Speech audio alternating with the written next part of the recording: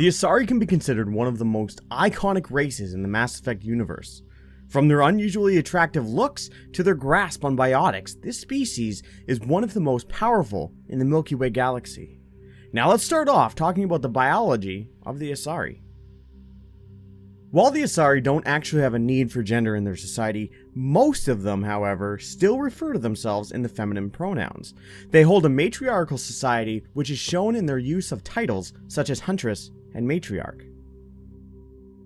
The Asari are interestingly seen as beautiful by many species across the galaxy, which may be due to their aesthetic traits and similarity to a few of those species, such as the humans having a similar body type, such as 10 fingers and toes, to even their body shape.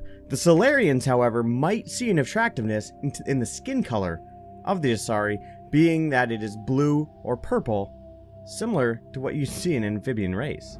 I can understand why I might find Asari attractive, but how can they be attractive to humans too? They look just like Solarians. What? They look exactly like us. I'm not seeing the Solarian thing at all. As for the Turians, they may see the cartilage-based head ridges almost resembling the Turian head plates. You're both wrong. Asari look just like blue Turians. Look at the head fringe. Wait, you don't think they're like mind controlling us to see them as attractive, do you? It could also be said that the Krogan find a beauty in the Asari related to their strength and cunning in battle, which kinda means that the Krogan have a capacity to see inner beauty. But beauty under glass is untested and weak. Where are your honored dead to fertilize the ground that you might grow strong? While every race in the Mass Effect universe is unique, the Asari are among the top in the fact that their reproduction is truly remarkable. The Asari can mate with any species, which is completely one-sided to help improve the Asari race. The Asari mating is similar to how an asexual species would reproduce offspring. The Asari take two sets of their own genes, one left unaltered, and the second is altered to be similar to the partner, for example a human. The Asari and a human would start a ritual process called melding, in which the nervous system of both species is intertwined to act as one system. During this time, the Asari would copy the traits of the human to be meshed together with the Asari's own set of genes to create an offspring. The offspring is always Asari, meaning that the father isn't biologically the father, since no DNA was actually transferred to create this child. Our physiology allows us to meld with other beings. We can touch the very depths of their minds. We explore the genetic memory of their species. We share the most basic elements of their individual and racial identities. Instead, it would seem that the child is more of a clone, with outside traits mixed in to create diversity in the Asari species. We then pass these traits on to our daughters. It is how we learn to grow as a species and how we develop a greater understanding of other races. An interesting fact is that a pureblood Asari is seen as lesser than a child produced by an Asari with another species. Union with our own kind is no longer common, not for the purposes of reproduction. Most Asari believe it weakens our species. Asari daughters inherit racial traits from the father species.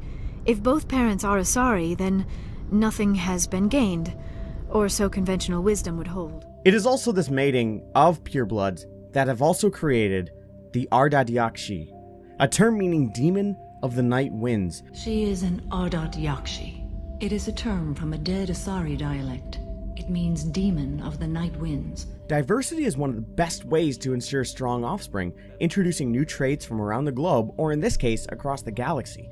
However, when a pureblood Asari mates with another pureblood Asari, there can be a genetic defect introduced into the offspring that creates this Ardat Yakshi, similar to defects introduced into a child of inbreeding.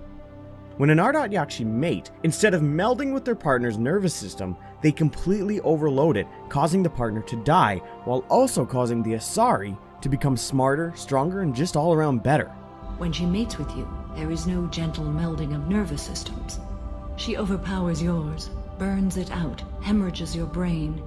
You end up a mindless shell, and soon after, you are dead.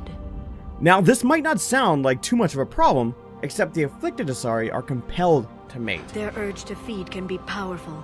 Ardat Yakshi who kill leave behind astronomical body counts. It's why they can never be free. An urging that only gets stronger after each time they successfully meld with another entity. These beings, when found, are shipped to a monastery to be isolated from society and the need to mate with anyone. The condition is impossible to identify until the Asari reaches maturity. There are 3 stages of this maturity in the Asari species. Stages shown physiologically and on a biochemical level. These stages are classified as identifying titles: Maiden, Matron, and Matriarch. The Maiden is the stage that comes just after puberty, a stage riddled with curiosity and the need to understand, explore, and experience. It seems fairly common for a young Asari in this stage to become dancers, or to go the completely opposite way and become a mercenary. I believe PB in Mass Effect Andromeda is in this stage of life, shown by her curiosity to explore Andromeda and all things Remnant. Next we have the Matron Stage, a stage that begins around the age of 350. However, it can be earlier if the individual melds frequently. This stage is when most matrons have a desire to settle down and have children. Finally, we have the Matriarch Stage. This stage begins around the age of 700. However, it can begin later if the individual rarely melds. This stage is when most matriarchs have a tendency to become more involved with the community, as they are seen as elders or sages who can impart their centuries of knowledge upon younger generations. Matriarchs guide their followers into the future. They seek the truth of what is yet to come.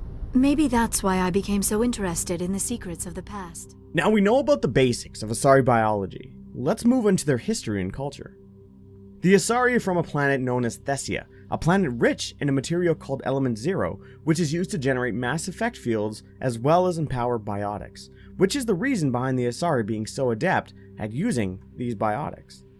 The Asari's rise in the galaxy can be attributed to the Prothean intervention, in which they take the guise of a deity known as a Thame. It's the goddess Athame's sword. Myths say she wielded it against the jealous gods who threatened our ancestors. They were a race called the Ouroboros. Thessia had vast resources. We protected you from them.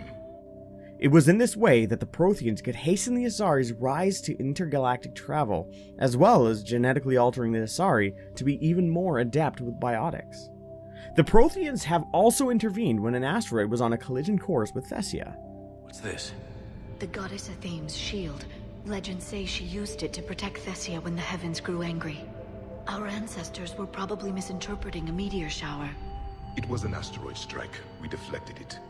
Are you actually suggesting that the Protheans intervened in our past? It's more than a suggestion. It is because of these interventions that Asari technology is also largely based on Prothean tech, due to the fact that the Protheans had left a VI on Thessia for the Asari to study. A beacon like this could explain why Asari are so advanced. This temple is thousands of years old. Time enough to make serious progress. That doesn't make it true. You can't keep denying reality, Asari. Even a small amount of data would give your species an edge.